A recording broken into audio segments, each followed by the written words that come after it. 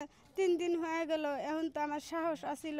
এখন আজকের পর থেকে আমার সাহস না। আমার স্বামী বসতে পারে না, খাইতে পারে না, কথা বলতে পারে না, মাথায় প্রচণ্ড আঘাত পাইছে। এখন আমার স্বামী এই মুহূর্তে বলতেছে যে আমি বাঁচি কিনা না বাঁচি, তাহলে আমি ঋণ শোধ করবো কি দিয়ে, আমার বাচ্চা কাচ্চা কী খাওয়াবো, আমি এখন স্বামীর যে ওষুধ না খাওয়াবো, আমার কাছে এই টাকাটাও নাই। জহুরুল ইসলাম, ডাকনাম মোল্লা, পেশায় একজন দারিদ্র অটোভ্যান ড্রাইভার।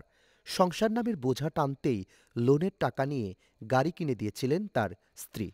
জামালপুর জেলার দেওয়ানগঞ্জ উপজেলার ডাংধরা ইউনিয়নের মাস্টারপাড়া গ্রামের এই অটো ড্রাইভার প্রতিদিনের মতো ভাড়া মারতে বের হয়েছিল রাস্তায়।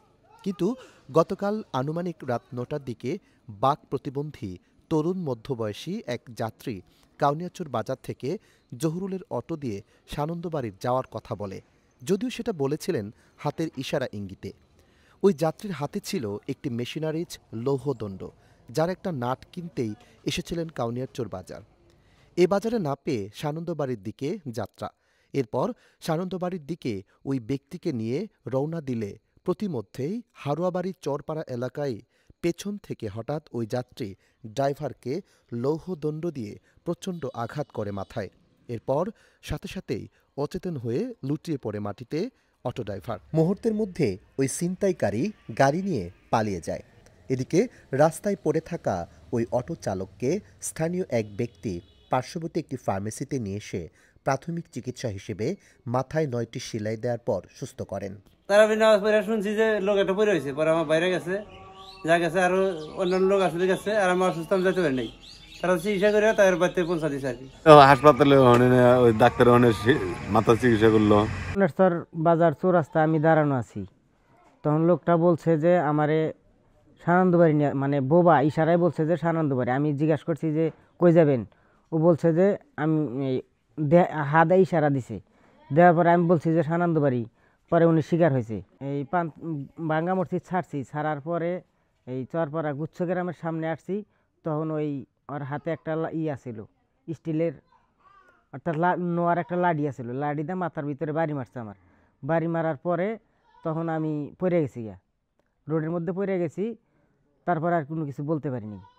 মাথার ভিতরে যাওয়া আঘাত করছে, রক্ত বাড়াইছে, ওইটা তখন আমার জ্ঞান ছিল না। পরে গাড়িটা নিয়ে গেছে গা।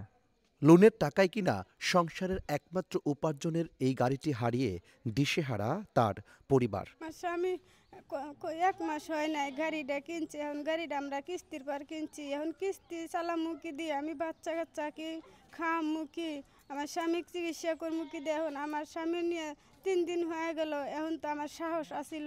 এখন আজকের পর থেকে আমার সাহস না। আমার স্বামী বসতে পারে না, খাইতে পারে না, কথা বলতে পারে না, মাথায় প্রচণ্ড আঘাত পাইছে। এখন আমার স্বামী এই মুহূর্তে বলতেছে যে আমি বাঁচি কিনা না বাঁচি, তাহলে আমি ঋণ শোধ করবো কি দিয়ে, আমার বাচ্চা কাচ্চা কী খাওয়াবো, আমি এখন স্বামীর যে ওষুধ না খাওয়াবো, আমার কাছে এই টাকাটাও নাই।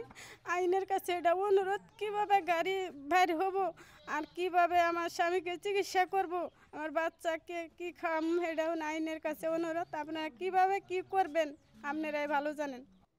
সিসি ফুটেজে প্রদর্শিত নীল সাদা চেকের গেঞ্জি সেই ব্যক্তি ছিনতাইকারী।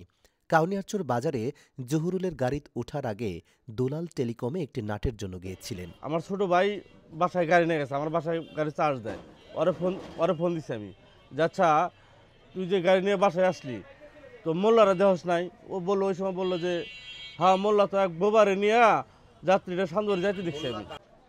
ও আর বললো যে ভাই যে যাত্রী উড়াইছে যাত্রীরা আমি চিনি। আমার ছোটো ভাই বললো যাত্রীরা আমি চিনি। যাত্রীরা কীরকম, যে বোবা, হাতে একটা ব্যাগ আছে আর রড আছে একটা। পরে আবার স্মরণ হলো যে 8টার পরেই 8টা 20-21 আমার দোকানে ও বোবা আসছিল ওই রডের একটু লাড়ের জন্য। তো আমি তো লোহা লক্কর বেশি ইলেকট্রিক ব্যবসা করি, তো আমি ইশারাতে বলছি যে না নাই, ও তাৎক্ষণিক চলে জায়গা। পরে যেহেতু ওটা আমি কনফার্ম হই নাই, পরে ওনার বাসায় গেছে 12টার সময়, বাসায় যা বর্ণনা বলছি যে এরকম ধরনের লোক তোমার কাছে গেছিল কিনা, যাত্রীটা এরকম ধরনের কিনা, যে বোবা, হাতে একটা রড আছে, কহা এটাই যাত্রী আমার। পরে আমি ভিডিও ফুটেজ থেকে যে আপনার ভিডিওটা বাই করি। এ ঘটনায় থানায় লিখিত অভিযোগ করলেও এখনও পুলিশের পক্ষ থেকে কোনো তদন্তের আশ্বাস দেয়নি। ঘটনার 3 দিন হয়ে গেল, এখনও আইনের পক্ষ থেকে হয়নি কোনো তদন্ত। আর হবে বা কেন? কারণ জহুরুল ইসলাম মোল্লা তো আর এমপি মন্ত্রীর কোনো সন্তান কিংবা ভাতিজি নয়। বাংলাদেশের ঊর্ধ্বতন কর্মকর্তার আত্মীয়স্বজন ছাড়া সঠিক তদন্ত বা বিচার কয়জনই বা পায়? গ্রাম বাংলার প্রত্যন্ত অঞ্চলে এমন অনেক জহুরুল ইসলাম মোল্লা রয়েছেন যারা নিজের উপার্জনক্ষম সংসারের একমাত্র গাড়ি হারিয়ে পথে বসেছে পরিবার পরিজন নিয়ে। প্রশাসনের নজরদারির ব্যবস্থা কিংবা সুষ্ঠু তদন্ত আর বিচার না হওয়ার কারণেই এক পর্যায়ে ঝরে পড়ে তারা। আশরাফ হাসান, হৃদয় বাংলা 24, জামালপুর।